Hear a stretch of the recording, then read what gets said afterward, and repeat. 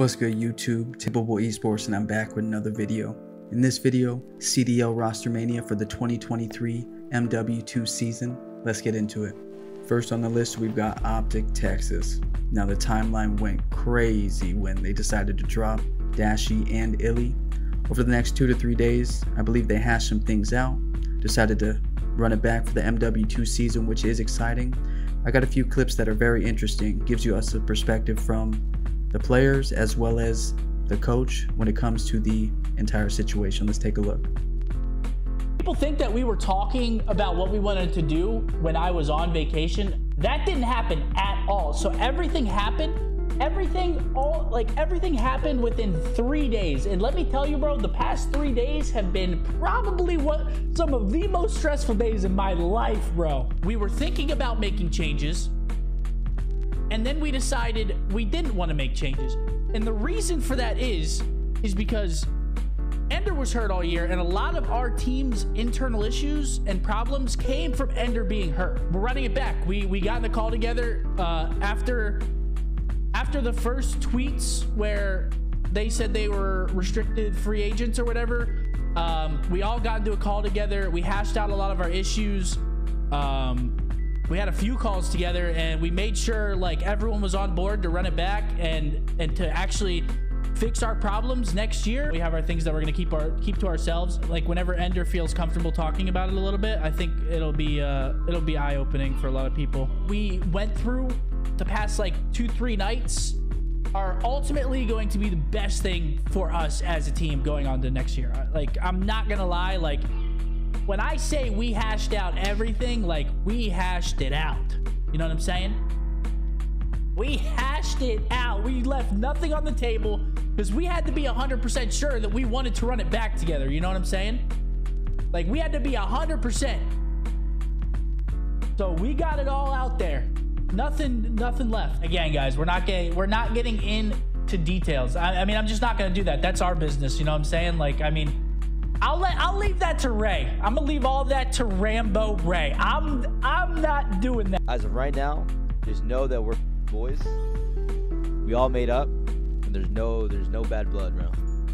We're all good. It was never bad blood. It was more of like people not understand the whole like injury, dude. Like, I guess we didn't really talk about it, but I mean, he's gonna in there if he ever wants to talk about it more. That's on him. I don't really want to explain his injury, but just know Ender was literally playing with a really, I mean, he'll explain it, but like his thumb wasn't near 100%, and the fact that he was still frying, like, that's typical for Ender, dude. Ender went through a lot, bro. Okay, everyone needs to like, we really need to get to the ground basis of this, okay? We still live in a world, this is the first thing I'm saying, we still live in a world where the players have the majority say in any roster moves. Like I'm gonna be there and advocate for certain things, I'll like say my 2 cents, but ultimately the players will be the ones who determine, for the most part, I'm not gonna say 100%, but for the most part, the direction the team they want to play with. Like, they're the ones playing. We're not like the NBA where, I mean, I would argue even in the NBA, I'm sure there's like, or professional, obviously top tier professional sports where to a certain extent, like the top dog players who are leading the team to a certain extent from a playing side have somewhat of a say of the players that kind of come and go. So I'm gonna start with that because said to come here for details. I mean, like, again, the players have like him and Ant, who are kind of two players who were like not guarded from the changes, but like obviously didn't go through the changes there. Are the guys who will really, like, if you really want like specific details about everything, like you'll get it from them. Just saying. Let's start with that. Now what I found was most interesting about these clips was Rambo Ray, with him saying basically in this day and age in the CDL league, the players are going to decide who they are going to play with, especially when you've got the likes of Scump, been in the league for 13-14 years now, basically stating that Scump and Shotzzy were the ones making the decision about the roster. Good news is that's all in the past. The boys deserve to run it back, and they're going to, and I think they're going to do big things for the 2023 MW2 season. Next on the list, we've got LAG. After deciding to move on from Slasher, make the first big offseason move by bringing in Arcitys, which is a plus for this organization. It's kind of crazy that FaZe decided to move on from him, but we do not know what's going on behind the scenes or internally. Just like OpTic, we really only know what's available via social media, but I do like this roster. I know a lot of people are thinking they're going to fail or might not do too well, but I really think Spart, Neptune, and HyDra, who've been playing older CODs, chows, building that camaraderie ever since they've been teaming together. Then you add Arcitys to the mix, who brings a leadership role. I really think this is a sleeper team, and they could upset a lot of people in this next coming season. Next up, we got Atlanta FaZe. Projected roster is basically switching Arcitys with Slasher. So you've got Slasher, Simp, Cellium, and aBeZy, which didn't make sense to me at first because I thought Cellium, being that slow player he is, wanted to just move over to main. Now Slasher bringing it into the mix. Looking like he's going to stay at flex. This team on paper is still scary. I still think they're going to be the team to beat. And I know Thanos is laughing right now because he's basically left LAG and got placed on one of the best teams in the league. Next up, we've got Minnesota Røkkr, which I think is the most improved team this offseason. Really hyped for Attach. I've got a clip of him discussing his new team and his offseason thus far. Let's take a look. My teammates will be Afro, Bance, and Cammy. We acquired Cammy and Bance from Toronto and Afro from London. He was a free agent, so it was easy to get him. But I have a team full of players that are from the UK, and Cammy's from Scotland as well, so that's pretty dope. I'm definitely gonna have an accent by the end of this season. I'm gonna be saying mate a lot, so you might catch me in some YouTube videos and some streams saying that. But I'm super excited for this team. I really like the makeup of it. Okay, so first off, I tip my hat to the Røkkr organization. This team on paper is scary.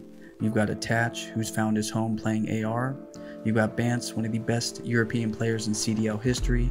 Cammy, one of the best Cold War players, which I think will be revamped for MW2. Then you've got Afro, young, twisted, top SMG in the game. So look out for this team to cause problems this next season.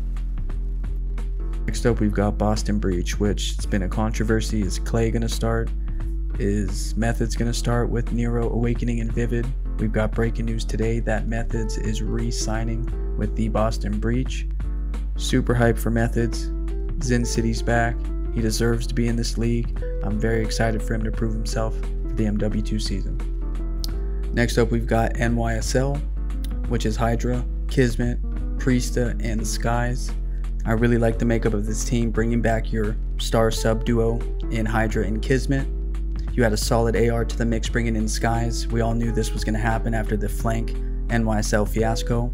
But then you add a sleeper, P-Dog, to the mix. He had a hard last season, but I really think he's still got dog in him and a very high ceiling.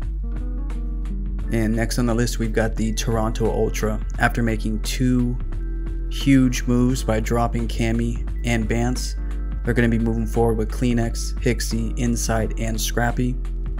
Now, I do like this roster. Scrappy is an up-and-coming player in the Challenger scene, very confident. But at the end of the day, I ask myself, do you get better by replacing Cammy with Scrappy or Bance with Hixie? Now, I think they're going to have to prove themselves in the league, so this could be hit or miss for me. So last on the list, we've got Florida Mutineers, London Royal Ravens, and the Las Vegas Legion. Florida Mutineers' projected roster is Major, Maniac, Gizmo, Nasty, and Vickle with Dave Patty as a substitute. Now apparently they settled on their roster within the last couple days, but nothing has gone public. It's kind of funny because London Royal Ravens are also listing Gizmo and Nasty on their roster with Zero and Paul X as well. Then you've got Temp, the only player on the Legion organization. Really interesting is Paul X took to Twitter and posted a picture of him touching down in Las Vegas. So does this mean he's going to sign with the Legion? That would be a huge pickup for them. I've also got a clip of Clayster in a call with Zuma, Scrappy, and Temp, basically hinting at he could be teaming with someone in this call. Let's take a look. It had to be Wheels or somebody, dude. We might have one of my teammates in the call, bro. Check the comments. Oh, bang. Joe Mart, ladies and gentlemen, Joe Mart. I fucking love That's just. Where's Ronald Temp right now, bro? Oh, he dick sucks. I've heard that too. Am I moving What? to Vegas? I wasn't gonna leak. Bro, I don't like. Oh, Vegas? You just leaked it. What the fuck? Yo, Scump just leaked it. What the fuck do you mean? He just said it. What? You just said I heard that. You just said I heard that. Why Holy is Doug shit. still playing ranked Vanguard? I don't know. I don't know. Wait, who's going where? Who And just now leaked Clay's what? changing the conversation. Holy shit, dude. And not to leave anybody out, we've got the LA Thieves and Seattle Surge, who have no reason whatsoever to split up, so they're going to be sticking together for the 2023 season. We've got LA Thieves, who went back-to-back, winning Major 4 and then Champs. Really happy for the 100 Thieves organization and Nadeshot. I'm really excited to see what these guys can do moving forward. Now, what do you think? Do you think they could be a dynasty? Who knows?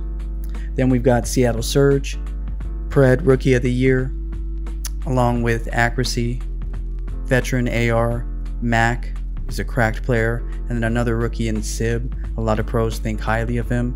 They say he has a ceiling and could be one of the best players in the league. So especially after a great season with 2 rookies, there's no point in them splitting up. That is a wrap for this video. If you made it this far, I want to say motherfucking thank you. Good looking. I really appreciate the love and support. Make sure you smash that subscribe button, notification, and like the video. It's been a little bit of time since I've posted. I recently downloaded Adobe Creative Cloud, so I'm learning After Effects, Premiere Pro, really trying to get the quality of my videos up. So it's going to be a process that you guys will see.